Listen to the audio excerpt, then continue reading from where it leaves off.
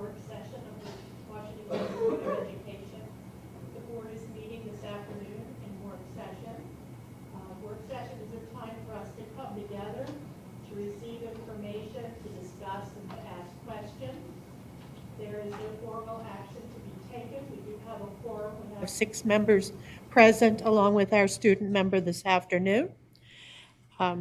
This afternoon, we have 2 topics for discussion and for our edification, and I'm going to turn things over to Dr. Savine to introduce the first topic and presenters. Dr. Savine? Thank you, President Williams and members of the board. Washington County Public Schools recognizes the month of April as School Library Month. Dr. Ann Anders, our Supervisor of Library Media and Instructional Technologies, joined us to kick off this month's celebration work session. I've asked her to share some remarks to help us honor and recognize our library media specialists and the unique role they play in supporting student learning. Dr. Anders. Thank you. Good afternoon, President Williams, Vice President Stauffer, Dr. Savine, and members of the board. Throughout the month of April, we celebrate our library media specialists who bring their knowledge, expertise, and experience to the heart and soul of the school community. On Thursday, April 4, we celebrate National School Librarian Day. Our school library media specialists are leaders, teachers, instructional partners, and informational specialists. Through the curriculum, library media specialists empower students and staff to be enthusiastic readers, lifelong learners, and responsible citizens of the information age. Our school library media specialists build a community and inspire generations of students to think, create, share, and grow. Thank you for recognizing the extended efforts and unwavering dedication of our library media specialists in transforming learning for students in Washington County Public Schools. I encourage our students and staff to reach out to their school librarian to extend their appreciation. Thank you. Thank you, Dr. Anders. Also, I want to take a moment to celebrate a staff recognition that's observed tomorrow. April the 3rd is Paraprofessional Appreciation Day. Our paraprofessionals are the right-hand person to our teachers across the county. They are instrumental in student learning, and they work individually with students and in small groups to make sure the material is understood. They are educators, and we thank them for all of our paraprofessionals for supporting our students and contributing to their achievements. So those are the recognitions for this month. And now, President Williams, if I may, I'd like to transition to the first part of our work session. And I'm excited to share a presentation with the board and our community regarding an initiative that WCPS officially launched with our partners just last week. Landon's Project is strategically designed to support some of our most unique learners with very specific needs and abilities. I'm not only excited, but I am incredibly proud to see how our community partners and even individuals are lending their support and resources to make this project a reality. Before I turn the presentation over to Dr. Webster, I want to take this opportunity to recognize her for being a driving force for WCPS for this initiative. Also, I want to take a moment to extend my gratitude to Mr. Benito Adelana, who's in the audience here in supporting this project. I want to commend him and thank him for being the visionary and the community influencer, increasing support for Landon's Project. Now at this time, I'll turn the presentation over to Dr. Webster. Thank you, Dr. Savine, and good afternoon, President Williams and members of the board. I am excited to provide you with an update on an innovative public-private partnership for our school system that will serve our entire district and provide a very different approach for some of our unique learners.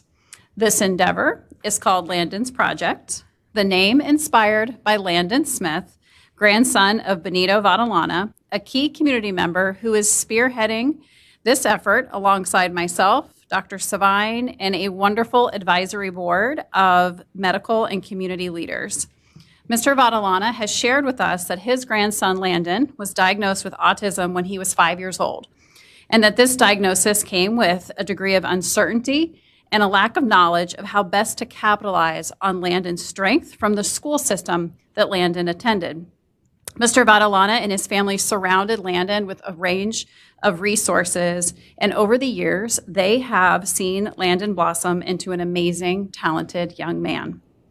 Mr. Vadalana's mission, and ours alongside him, is to ensure that our students in Washington County have those same opportunities to receive the type of individualized and specialized services that allow them to thrive as well. Our vision for Landon's project is to be a district-wide resource for our unique learners and their families. Our starting point for the fall of August 2024 is to open a program in the Funkstown Elementary building that will be jointly staffed and supported by both educational and medical professionals. This program will service students who need a collaborative medical and educational intervention. We will use this combined effort to help the students and their families served here to navigate the medical and educational supports necessary for students to thrive and inform our educational program for each student. This initial phase is designed to be a transitional program where students attend as long as it takes to develop an educational and overall well-being plan for the student. Then our staff in the project will work to support the students' transition back to their home school, armed with the knowledge to work with the school team on how to design the educational environment for the student. In the future, we envision turning this transitional program into a full therapeutic program where students may attend for longer periods of time. Our first phase is really designed to figure out what this joint educational and medical collaboration will look like. A key component of this project is support to families and connecting them to the community and school resources needed for their children. As such, we see the project as a hub for the district, providing consultation to any students and their families in need of access to resources that will remove barriers to their child's education. We also have the fortune of access to a tenet of the project called Landon's Puzzle Pieces that will allow us to provide individualized sensory materials for schools and for students to use at home. Ultimately, one of the most exciting parts of the project is the design to create a space where our educational and medical professionals are learning together, implementing the most innovative approaches to ensure our services to students evolve along with their changing needs. We're very excited to work with the Meritus Medical College and the Dean, Dr. Gregory, on a partnership where the students in the medical school can support the work at Landon's project. We're excited about the potential of this project to bring our WCPS staff, our medical community, and our community of investors together to create a model for how we can be innovative in our approach to meeting our students' unique needs. We conceptualized Landon's project consisting of a therapeutic educational center, providing support for parent advocacy for their children, providing service coordination for students, and serving as a one-stop shop of sorts call center for families looking for support for their students with unique learning needs. We also recognize that this project goes beyond supporting our schools and will strengthen our community.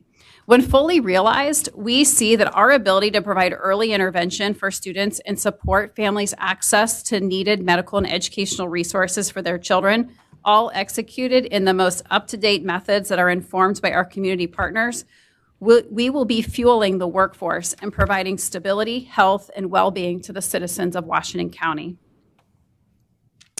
I want to conclude by sharing the key milestone events for the project this year. First, Landon's Puzzle Pieces, which is a project I referenced earlier that collects sensory items for neurodivergent children, collected boxes and boxes of sensory items for our staff to distribute to students and their families this spring. We also held our first fundraising event to support Landon's project, the Puzzle Derby, hosted at the Maryland Theater. This event was a lot of fun for a great cause. I can't say that anyone will be recruiting myself or Mr. Vadalana or Dr. Savine for any puzzle competitions, but we had fun. We've also made connections with other innovative centers around the country and made many community connections who support this work. We have assembled an amazing group of community leaders to constitute our Landon's Project Advisory Board, and we released our cooperative agreement to define our collective commitment to realizing this public-private partnership. And we've set the goal of opening the Landons Project Hub at Funkstown Elementary for August of this year. We are excited, and I would also like to recognize Mr. Benito Vadalana, as Dr. Savine did at the beginning, who is in attendance with us today. Mr. Vadalana has brought his passion for ensuring that all unique learners have the appropriate resources and experiences to unlock their gifts and talents to our partnership. So thank you, Mr. Vadalana. And thank you. That concludes our presentation, and I can take questions from any board members at this time. Thank you, Dr. Webster. Colleagues, questions? Dr. Webster, I'm not sure if you mentioned this before or not, but how many students can you serve at one time? So as initially, our program is designed to really be a resource where we will have students who we haven't really defined a number that will attend. It'll depend on how our staffing model looks. We've conceptualized a staffing model with working with our Meritus partners of what medical partners would we need to be on site and staffed? What would our teaching staff look like? It'll depend on the timing for our hiring and what our capacity will be at that point. But we do know that we would be able to provide consultation services throughout the district, and we would also be able to take some students on site at a time. That's why we focused on transitional, that we really want to look for students who we need to break through the connection between education and medical, stabilize, really unlock what's happening, and then support their transition back. So there's not really a defined seat capacity at this point. It's more about opening the partnership and having this ability to seamlessly respond to our students' needs to have access to a combined medical and educational approach. It's a good question. I will just add to Dr. Webster's comments. As we work in partnership with our medical professionals, we yield to them, and they have advised us in the initial phase of this to really keep our numbers small so we can focus on the quality of service. So I realize it's organic and you're like building it as you go. But I was interested when you said we had connections outside of Maryland. Mm-hmm. Can you just give me an example of what that might be? Yeah, so we've been able to connect with the Thompson Center out in Wisconsin. St. Louis, yeah, sorry. I was like, I knew it was somewhere in the Midwest. We had a great conversation with them at the Thompson Center, which they are a resource out there that they've kind of a trailblazing organization that have unlocked what this can look like to have a real partnership with a school system and provide that type of support. So we had a great conversation with them. And Mr. Vadalana has also connected with the Scott Center in Florida, which is another model institute. That there are many things that they're doing that mirror some of the work that we want to do to really combine education and medical, the latest, greatest for a school system. So it sounds like the home for this program will be at Funkstown, but every school will have the ability to provide services. Absolutely. And so how does that look in the comprehensive school? Is that where students went to Funkstown and now we're transitioning them back? Is it before they get to Funkstown, a combination of both? How does that look? So it could be a combination of both. And we were really intending to focus on pre-K to 2 for our opening target audience, because that grade band is really where we see the most intense need for combined medical and educational approach. And this could be a matter of a school consulting and us sending staff out to the school to support, or it could be a student transitioning for a period of time to go to school at Funkstown while we work through a stabilization and customizing their educational approach. And then my other question is, you talk about early intervention and stuff like that. A lot of times there's symptoms that are displayed before they ever get to us, before they get to preschool, but you can't really get a true diagnosis just because of the kid's age. Are we going to be able to provide supports to other community organizations that are, like maybe, what's the preschool? The Head Start? Head Start, thank you. Like maybe something with Head Start. Is there something like that we're going to be working with? Absolutely. One of the key components of this will be the step 2, I think, beyond the pre-K to 2 band. We've talked a lot about how do we bridge the need for resources for early intervention before, like you said, before they even enter our doors, whether it be able to provide more resources to families who access programs like Head Start, or just having a site where families can attend, can come for support and intervention, other than the birth decay, which is really focused on in-home support. But how could we build that out to be a resource center for families before they even enter pre-K, or if they're in a different pre-K program? Well, that Absolutely. dovetails with my next question. I know that you wanted to facilitate parent advocacy. How are we going to reach those parents prior to pre-K so that they know that this exists? Yeah, well, this is a piece that working with Andrea Semler is very passionate, as you know, about birth decay work and our outreach. They make a lot of contacts with families where they receive information from a variety of places, but they try to connect with families and try to have that follow through. And we do think that having the support of a location where services can be provided and we can, they know that this is a place that they can come, that will break down some of the barriers that currently exist in some of our services for birth decay.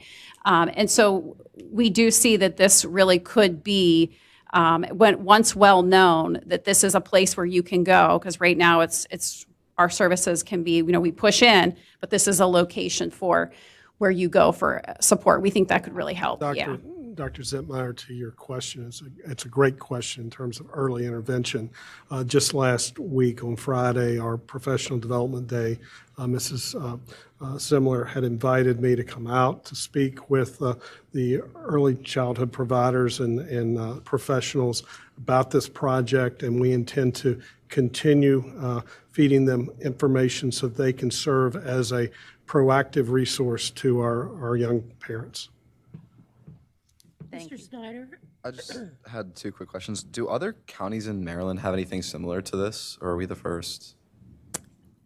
I am not aware of, there are counties that have a therapeutic partnership. I can think of a couple, but nothing that is a public-private partnership of this nature that would really be a combined community and school system approach. Yeah. Thank you. And is access to this program specific to a certain set of neurodivergencies or learning disabilities, or is it open access to any? Great question. It's really open access to any needs. And for example, when I was sharing this information with middle school counselors, one of them asked a great question about, because the more we talk about it, the more ideas come out about ways that this really could be a resource for the district and for a range of students and needs. One counselor asked, could we host evening therapeutic groups there? Like, could this be something that we do for a range of, because sometimes a school doesn't necessarily have the number of students or the resources to hold the therapeutic groups. Maybe this is something that you could combine and could be access for different, or whole range of supports for students. So I said, that's a wonderful idea. And now that we have made these connections with our medical partners, we can find folks that can do things like that, and access to mental health support and resources is a challenge. And so we can kind of bring it all through this one place. As we've worked closely with our medical professionals, I know Dr. Booty and other physicians that are part of our advisory board are really excited about the location. Location matters, and the Funkstown Elementary School is located within a stone's throw of 4 of our pediatricians that serve our children. And the focus of this program is for us to partner and work with families as they are being served by those medical professionals in our community. Any other comments? Dr. Webster, thank you. Mr. Vadalano, thank you so much. I'm so excited about this public-private partnership, maybe more so than any other that Washington County Public Schools has been engaged in. The thought of educational and medical professionals collaborating, learning together to provide the necessary resources and to remove barriers for these very special students. It's something that's so very needed, and it will be so very impactful. So I thank you for your passion and your commitment. I know it seems to me, we first talked, I guess, last spring at the Teacher of the Year banquet. Things have moved rapidly in my mind. I'm sure for you, probably not as quickly as you would have liked, but to think that this is going to be realized in August is just something that I think is a wonderful thing. So thank you for all you've done and for our partners in the medical community as well. Exciting times in Washington County. Thank you again, Dr. Webster. Okay, colleagues, we'll move on to our second topic. It's my pleasure to introduce Mr. Milton Nagel, who is the Executive Director of the Maryland Association of Boards of Education. And Mr. Nagel is here to talk with us about MABE, an organization that I'm very familiar with and one that I love. So, Mr. Nagel, we're happy to have you here this afternoon and excited about what you have for us. Thank you, President Williams, Dr. Savine, members of the board. Thank you very much for the opportunity to come before you this afternoon. As Dr. Williams said, I am Milton Nagel, have been my whole life. I think it's important for you to know why I'm here and where I came from, and then we'll dive into the presentation a little bit. So I spent 30 years working for a school district on the Eastern Shore, Caroline County Public Schools. Started out as an accountant, staff accountant, worked my way up to assistant superintendent for administrative services, a position I held more or less for about 20 years. Chief negotiator, oversaw a lot of different functions of the school system. But during that tenure, was very exposed to MABE and really fell in love with the mission of MABE, not only as it relates to services to board members, programs and services, but services overall to the school district. And I'm very proud of the fact that most school districts in Maryland take advantage of a wide variety of services offered by MABE. So when I retired and had the opportunity to come to work at MABE, I jumped at it and applied and was fortunate enough to get it. And for 2 years, I oversaw the insurance programs at MABE, the MABE Group Insurance Pool and the Workers' Comp Fund and the OPEB Investment Trust. All three programs for which Washington County Public Schools participates in, takes advantage of the pooling. And the MABE Scoop will be coming out shortly, the next issue of the MABE Scoop. And I ask that there's an article in there on pooling. If you're not really familiar with that whole concept of pooling it's not unique to Maryland. It's done in most states, but it's where government entities come together to increase purchasing power and to increase their ability to assume additional risks, self-insure some different lines of coverage, and that's what we do with our insurance programs here at MABE. So this is meant to be interactive. It's not me talking to you. So at any point in time in the next however many minutes that you have me before you tell me to get out, just stop and let's not wait for questions till the end. Ask questions as they come up on your brain, and we'll move on from there. So today's focus is on professional development and advocacy as requested by your president, Melissa Williams. But it's important to note what MABE's mission is, if you're not intimately familiar, and that's to provide you as members with a strong collective voice and to support local governance. And that local should be in bold and capitalized and be flashing at you, because that's what especially this time of the year when the legislative session is in, it's all about local control, because what works in Washington County doesn't necessarily work in other parts of the state. Because Maryland used to be known, the tagline used to be America in miniature, and it really is. It's a very diverse state. It's a very wide state from east to west, and very different cultures in different parts of the state. And when you get out here in Western Maryland, it's a lot similar to the Eastern Shore and Southern Maryland, not so much to Central Maryland. So it's very diverse, and what works here is very different than what may work in other jurisdictions. And so during legislative session, for which this session, there were well over 300 bills introduced that impacted education one way or the other. Local school board control and local governments is what we focus on. And we try to enhance that through professional development, the advocacy that I just spoke to, and member services. And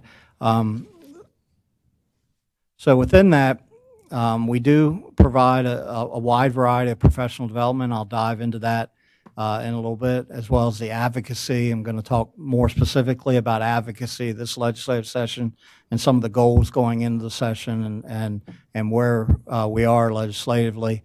We also provide legal and policy services. You may or may not be familiar with LSA, Legal Services Association. It is an entity within MABE where under the direction of Deborah Daniels. It provides quarterly meetings to provide updates on cases that may impact you locally, federal cases that are moving up the ladder possibly to the Supreme Court, not necessarily within Maryland, sometimes within Maryland, but most of the time outside of Maryland, but they have far-reaching implications of school districts here in Maryland. And then the insurance programs that I talked about earlier. Also, it's important to note that a couple of years ago, the legislative session enacted a new piece of legislation called the Time to Care Act. We saw this as a huge unfunded mandate piling on top of the recently released blueprint and all the requirements placed on local school districts to administer and implement with fidelity the blueprint. And so had the idea of possibly creating more or less another entity to bring school districts together to deal with the Time to Care Act legislation. And if you're not familiar, it's basically paid time off for family-related instances, very similar to FMLA, the Family Medical Leave Act, which is federal legislation. This is the state version of that. And we also have developed a health center program through a vendor called Everside Health, and I'll speak to that in just a little bit more. The Time to Care Act Collaborative has grown. I reached across the aisle and to our colleagues at MACO under the direction of Michael Sanderson, the executive director there, and talked to him about our concept of this Time to Care Act Collaborative and MML as well. I'm here to say that all 24 school districts are participating in this collaborative. Most of the county governments, community colleges, public libraries, and well over 30 of your larger municipalities.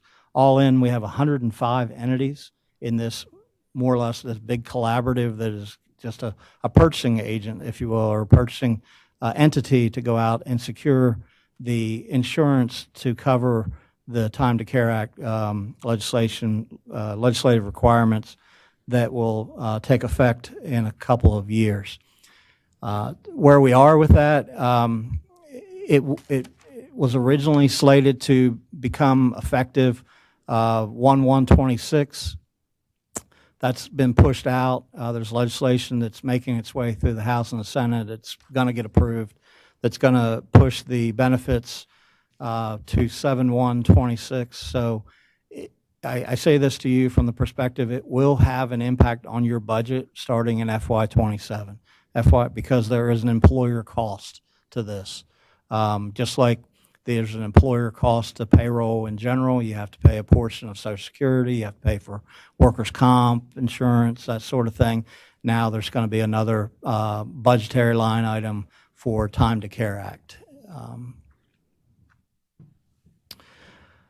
The Health Center program, on its own, Washington County Public Schools went out and approved Everside. I think you all know that, and you're working on opening a health center. I congratulate you on that. It's been a passion of mine. One of the many hats that I wore when I worked for Caroline County Public Schools was overseeing our health insurance program, and we had our own consortium of 6 school districts and 1 county government on the shore that were collectively self-insured. And one of the things I saw over the course of my career was the ever-increasing cost of health insurance, but access to care getting progressively worse. And that's not unique to this area. It's not unique to Maryland. It is a national phenomenon for a number of reasons. And so providing a mechanism for your employees and their dependents to have access, timely access to quality primary health care is key to controlling future health spends. The quicker you can get to employees to control potential long-term morbidity issues like high blood pressure, hypertension, high cholesterol, those sorts of things. The sooner you can get those under control, the more healthier they're going to be long-term, the better employee they're going to be, the less time away from work they're going to be. So the decision to move forward with a health center in Washington County, there's one that's been open since last August in Queen Anne's County. Queen Anne's County Public Schools and Queen Anne's County Government opened that. St. Mary's County Public Schools and St. Mary's County Government opened theirs yesterday. Washington County, I know, is not too, I don't know when your projected opening date is. And Wycomico County Public Schools and Wycomico County Government are opening one before the end of this fiscal year. So before the end of the fiscal year, there'll be 4 of these centers open in Maryland. The state is looking at this model as possible a solution for state employees, and they're putting some money behind it. They gave MABE a grant for which Washington County Public Schools benefited from. We sent some money to Washington County Public Schools, committed some of that grant money to help with some of your upfront costs for your health center, because the state sees this as a viable path forward for state employees and dependents as well. So on to one of the 2 topics that was asked to speak about, and that's first of all professional development. And we want what everybody wants. We want student achievement and effective local governments by schools. And we do that by ensuring that board members understand what it takes to be an effective leader and to govern accordingly. I'll throw it out there. I know that in talking to your administrative assistant prior to this meeting, she populates your calendars with everything that's coming up as far as MABE is concerned, which is outstanding. I encourage you to take advantage of that. I really encourage you to take advantage of the upcoming annual conference, October 7th through 9th in Annapolis, centrally located. It's a tremendous event. I've gone to the MABE conference for a number of years. The biggest thing my biggest takeaway is the networking and the professional development opportunities. It's so wonderful to have a safe space, and emphasis on that. It is a safe space because it's just you and your fellow board members from around the state and presenters and maybe some selected staff. Yeah, and maybe we'll let some superintendents in the room. You're welcome, Dr. Swan. I try to add a little humor whenever it gets a little dry. I am just kidding. And the superintendents come. We have a great partnership with PZAM, with the Superintendents Association. The superintendents are there and they meet. But the ability to network and have that safe space to find out that, guess what, we think we got it bad in Washington County. Well, there are other board members in other counties that maybe have it a little worse, or they're going through the same thing. And sometimes just that opportunity to have that conversation, that one-on-one or small group conversation about what's happening. And you may pick up some things that, oh, you're doing that there? Well, let's talk about that and see if that's maybe something that we should talk about back home. So I implore you to consider attending the annual conference in Annapolis at the Westin, right on West Street, a couple blocks from the Capitol. Beautiful area of the state to come visit. We also, throughout the year, offer a wide number of what's considered BSAs, Board Service Academies. These are designed exclusively for board members, and that's who they're targeted. That's where the solicitations go. They're listed here on the next few pages. More, I'm not going to read them to you or explain them to you, but they're here just for you to know. The ones here, most of this page, these have already passed. That's why there's no dates next to them for this year.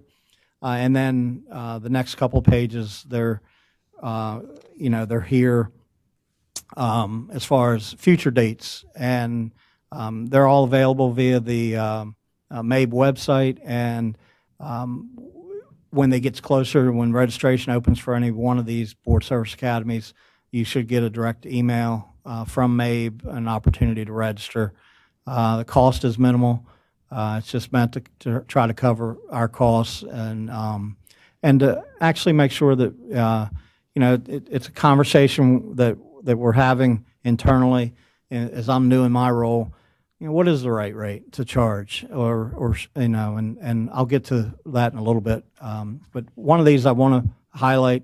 May 29th, it might be good for you to sit in and listen to what passed through the legislative session that may be impacting your school district next year.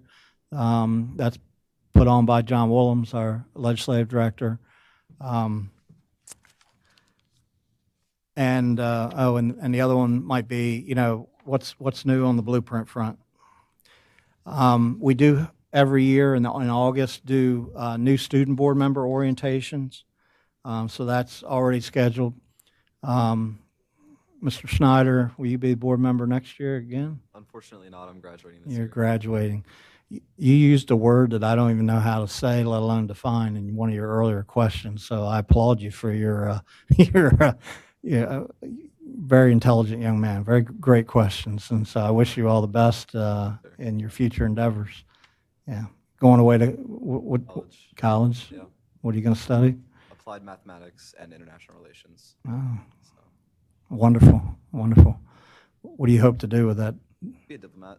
Be a diplomat. Excellent, excellent. Well, I wish you all the best. You've obviously here and engaged, and so I know your fellow board members are proud of the fact that you are doing a great job. And then there's some other ones, and then again the MABE annual conference is listed there. And then locally, we do have Molly Young, who's our professional development director. She's always available for coming out and working directly with individual boards on any one of a number of topics. Some of these are listed here, but anything that you want a facilitator for, Molly's available. And that's, just another opportunity for you if the opportunity or need exists. So from an advocacy perspective, there's really three fronts related to advocacy. Obviously the state level, which is going on now in Annapolis. There's also the MSDE level, Maryland State Board of Education. And whenever available, we make sure we have a presence at those monthly state board meetings so that we know what's happening at the state level for the state board. And, there's an update that's put out following each state board meeting. And then the federal level as well, and the Federal Advocacy Center. And, a couple of months ago, a lot of us were in Washington in conjunction with federal advocacy obviously at the federal level. Each late fall, MABE develops and publishes legislative priorities or positions for the upcoming legislative session. And that document is also readily available on our website. But it talks about all these issues that are listed here on the screen and more, many of which are repeat from one year to the next. We keep pounding the drum of what's important. And top of the list, again, I can't say it enough, local board governance. It's all about local board governance and full funding for current expense money, but also full funding for school facilities. And full funding for school facilities, I know, is a moving target, and there's never enough money in the school construction allocation.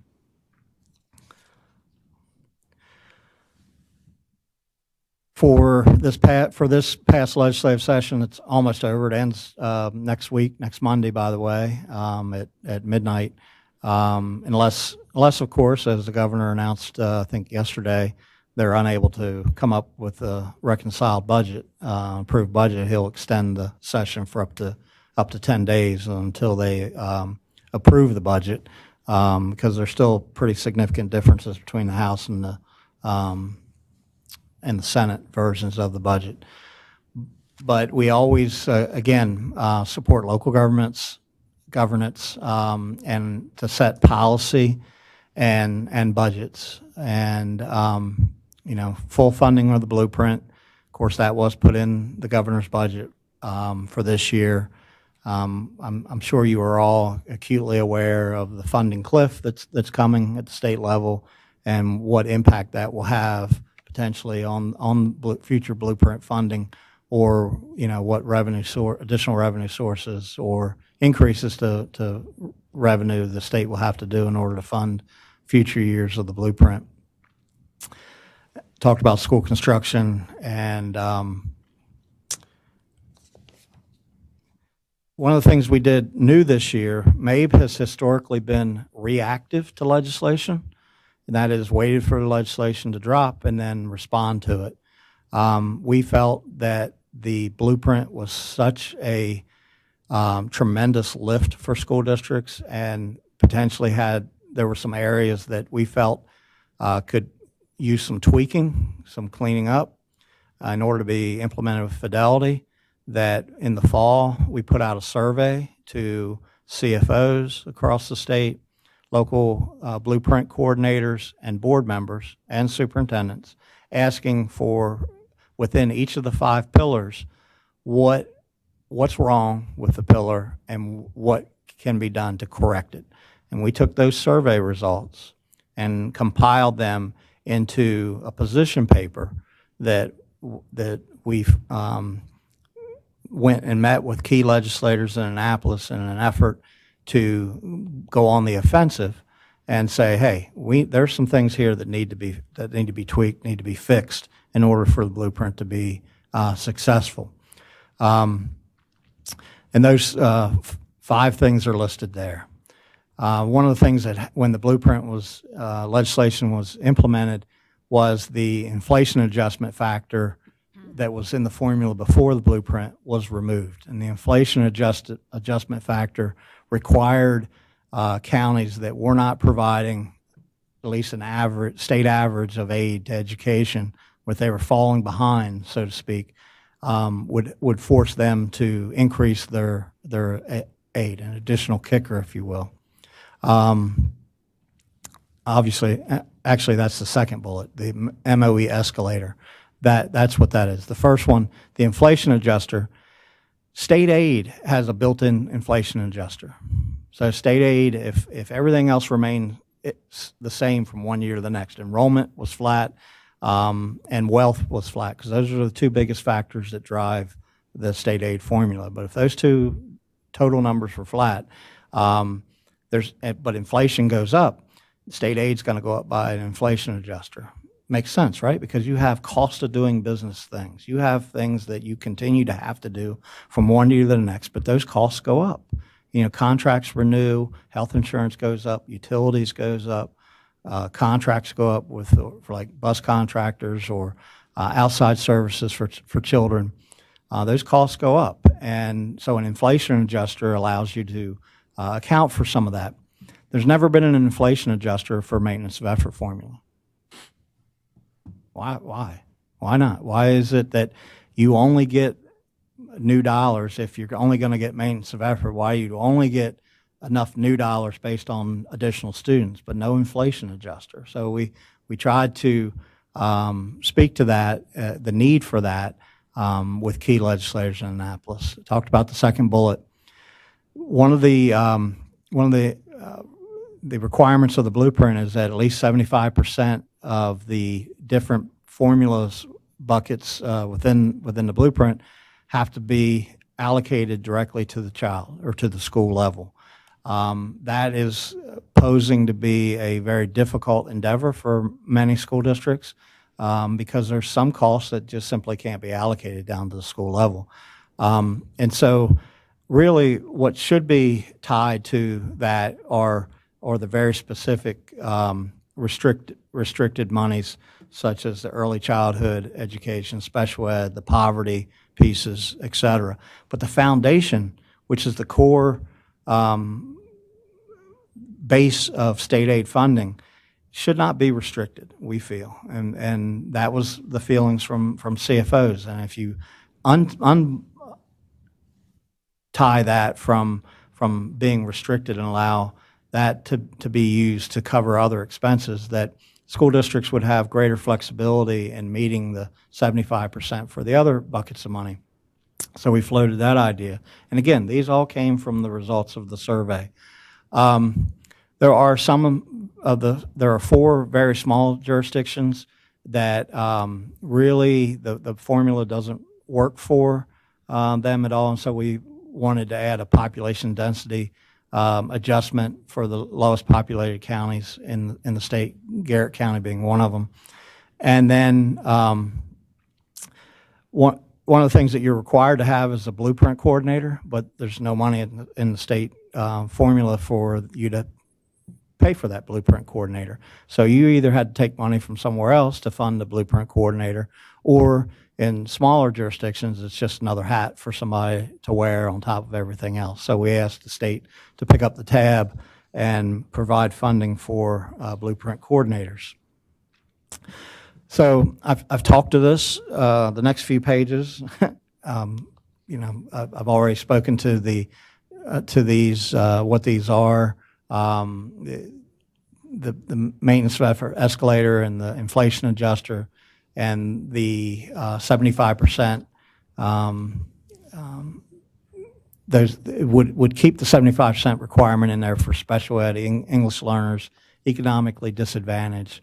Those would still be required to follow the student. And then the 4 least populated jurisdictions, Garrett being one of them out here in Western Maryland. And then the blueprint coordinator.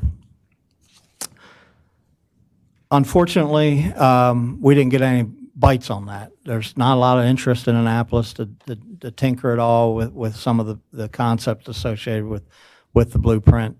And we have one legislative director. And so one of the things that we did, we went out and hired a lobbyist outside, because John Willems is a registered lobbyist, but we went out and hired a third-party lobbyist that has quite a bit of connections in Annapolis to set up meetings and work side by side with John to try to convince legislators of this need, advocating on members' behalf.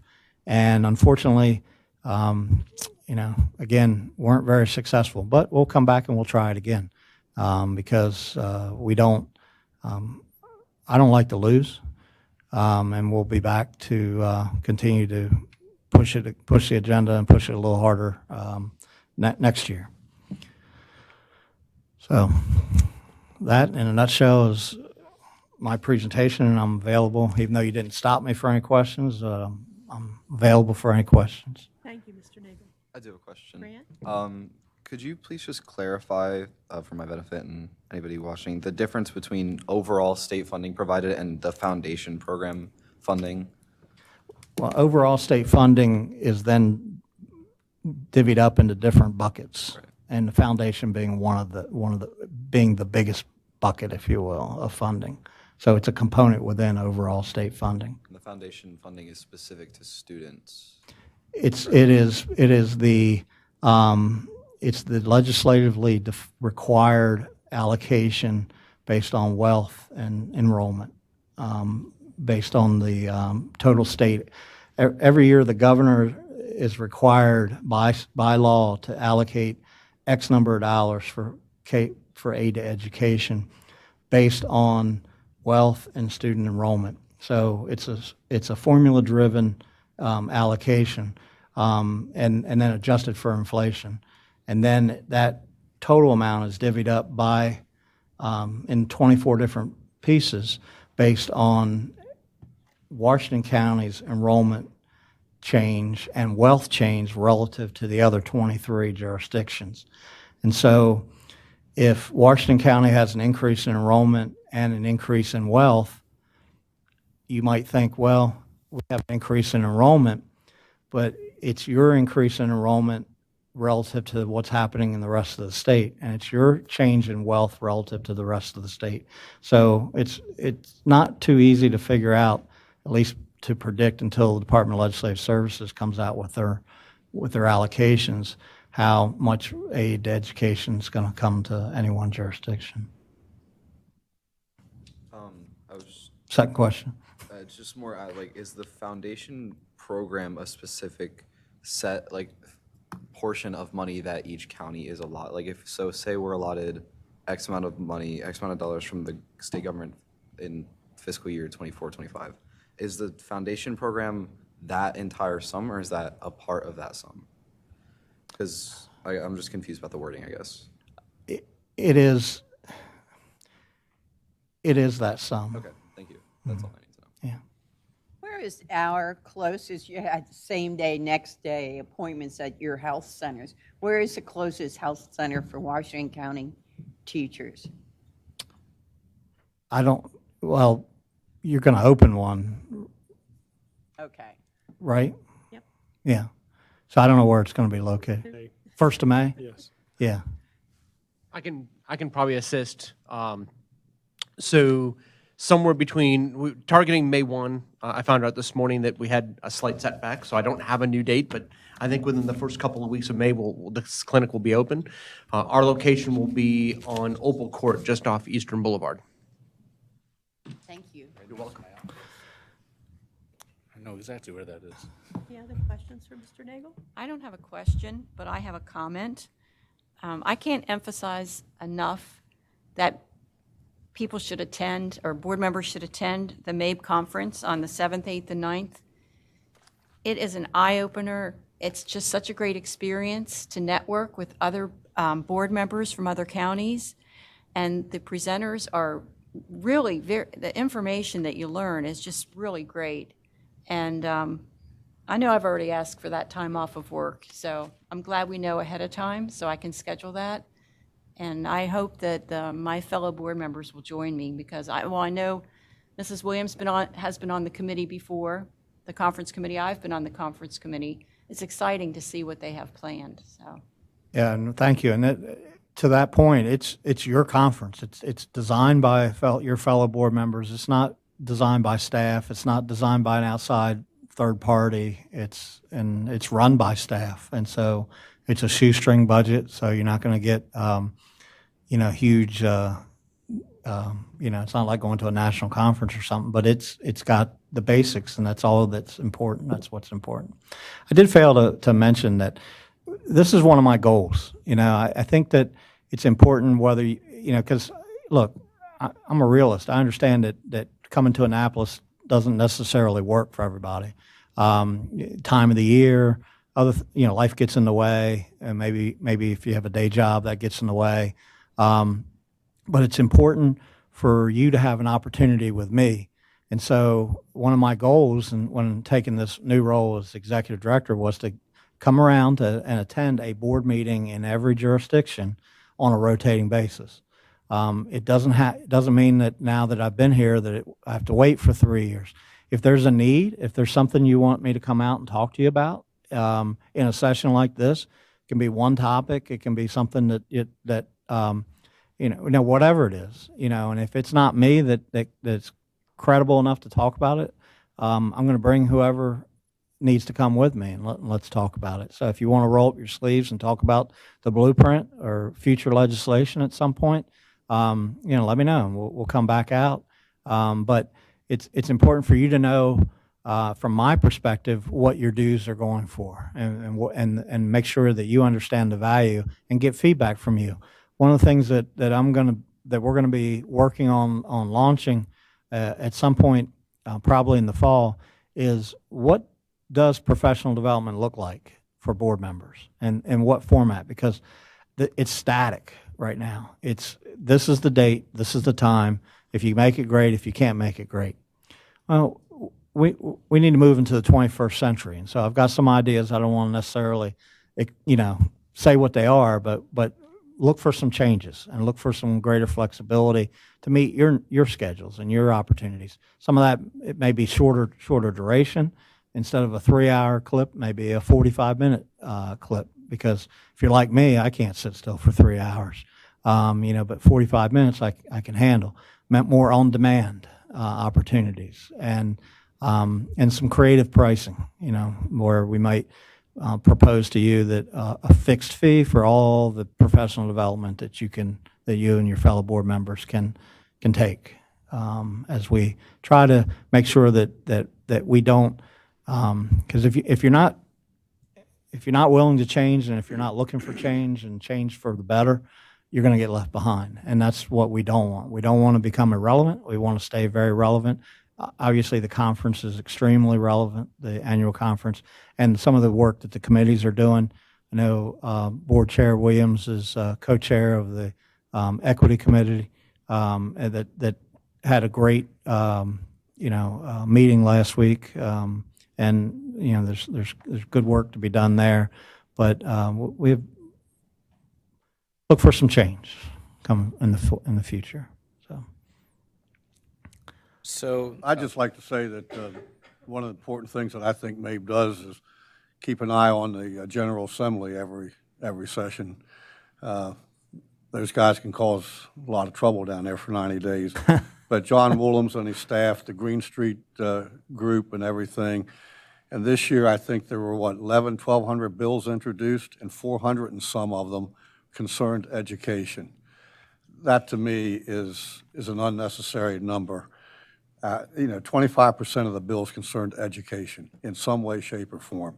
And John Woolhams and the Green Street group and everybody else down there does an excellent job on that. Yeah, and I know that you were at the legislative reception that we had this year, and that was a new format for us to have that. Primarily because of space. We haven't had legislative reception because of COVID since before COVID, and the space that used to be held in the Senate Miller Building no longer exists. It's now offices. So we had to have it at the Calvert House on the Circle. And we moved it to the evening, early evening, 5 to 7. One of the things we're talking about for next year is expanding that to a half a day and having some professional development ahead of it. So make it, from like 1 to 4, have a couple of sessions, have some speakers come in and talk, and maybe have, some training opportunities. Because I know it's more than a notion to jump in the car from this area and drive an hour and a half for a 2-hour legislative reception and then drive home. But if we make it more of a half a day type event, maybe it's more attractive to come down and also not have to fight Annapolis traffic around 5 o'clock, which is just not a good thing. So thank you for that comment. So I appreciate how you said this year, instead of being reactive, you're proactive and, went out to your constituents and went back to the legislature to say, hey, this is what we'd like to see. Is there anything else new that you have done as far as try to affect any kind of change within the legislature or anything like that? I know you're relatively new in your position, so, or anything else on the horizon that you're thinking about? Yes, we're going to regroup after the session's over and work with our third-party lobbyist as well as John Woolhams. I'm a big believer in after-action reports. Okay, what went bad while it's fresh on everybody's mind, and what went well. How can we do better? What changes do we need to make? Because even though the session's only in for 90 days, there's a lot of work that's done in the summer and early fall, and there's a lot of bills that are pre-filed.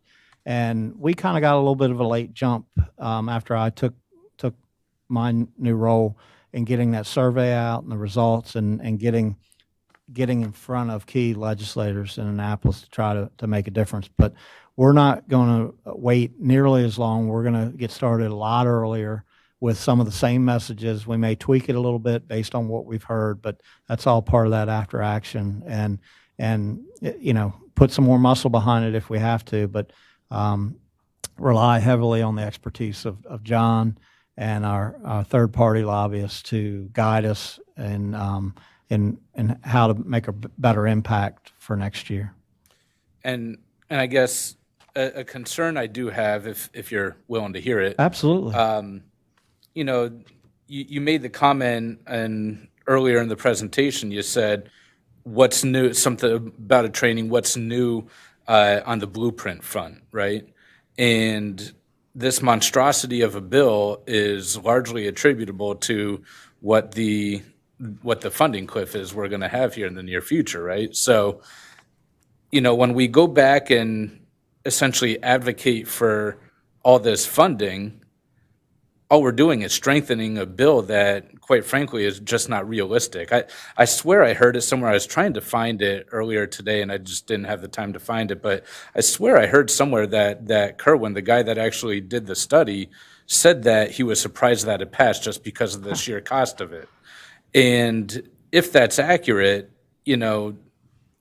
it's nice. I mean, heck, I want that big ship that Jeff Bezos bought that you had to tear down a centuries-old bridge to be able to get out of the harbor, right? I'd love to have something like that, but you just can't have everything. And so, obviously, there are good parts in this blueprint, but if by and large it's just not feasible, why aren't we advocating for repealing it and then going and asking for the good parts of it in bits and pieces?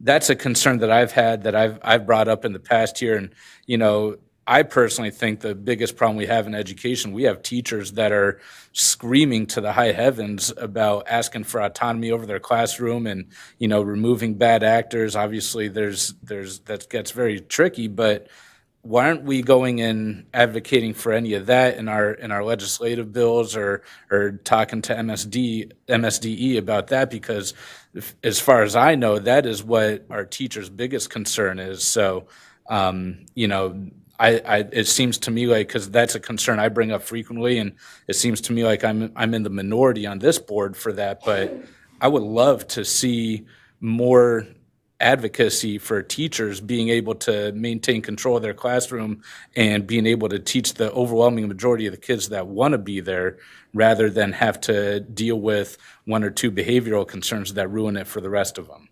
So one of the things that we will do is reach back out to board members. I noted those different groups that we focused the survey on: board members, CFOs, superintendents, blueprint coordinators, and ask either a new set of questions or an updated set of questions to help us formulate what our approach should be in the next legislative session. So stay tuned for that, and you'll have an opportunity to convey your thoughts that way. Thank you. Mm-hmm. Any other questions or comments? I'm really interested in your strategic planning session, but unlike some people on our board, I have care of an aging parent and elementary school kids, so getting to you is a very difficult thing.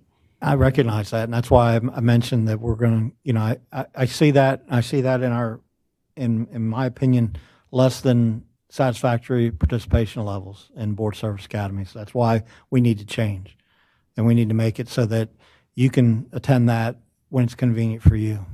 And so we're working. One of the things that we did, I did after taking the role, was go through an organizational redesign process. And because I was the deputy executive director, and honestly, I didn't know MABE doesn't look the same as it did 20 years ago. And so we hired a consultant to do a very detailed analysis of all the MABE positions, and concluded that we didn't need a deputy executive director. So we reorganized and freed up some salary money to redistribute that. We've slotted 3 new positions that are like second level positions under the directors to provide additional bandwidth, and some of that bandwidth increase is going to allow us to expand and offer board service academies in a different format. So stay tuned for that. Mr. Nagel, thank you. Thank you so much for making My pleasure. the trip out to Western Maryland. It's Share my, your information with us. it's good to be here. Good to have you. Thank you, and have a Yeah. safe trip back. Thank you. Thank you. Dr. Savine, did you have anything? No, I just, like you, President Williams, want to express my appreciation for Mr. Nagel coming out and for his demonstrated flexibility of listening to our board members and providing alternative options for board members to engage both in person as well as in other formats. So thank you. Colleagues, before we move on to the next part of our afternoon, I know many of you have heard of the recent passing of one of Washington County's leaders in education, Mrs. B. Marie Byers. While her tenure as an elected board member came before any of our years of service, Mrs. Byers made a lasting impact on Washington County Public Schools through her prolific service to our students, our staff, and our school system. Mrs. Byers served as a teacher in her earliest years with Washington County Public Schools, working at the Broadway School and the Funkstown School. She was one of the first members to be appointed to this community's very first Board of Education in 1970. She transitioned to the elected board and continued to serve until 2000. She was also chosen by her colleagues multiple years to serve as president of the board. Following her time as an elected official, Mrs. Byers continued to devote her life to providing enriching learning experiences for children, and she helped found the Discovery Station in downtown Hagerstown. B. Marie Byers was a dynamic force for good, for education, and for the children in our community. She had an ability to champion a cause and to unite others around it. She was not one to take no for an answer. She worked hard, and she did it all with a smile. So on behalf of our board, I would like to express our condolences to Mrs. Byers' family on her passing. I would also like to share our appreciation for the legacy she has left in our schools and our community. Colleagues, thank you, and we'll move on to our next meeting.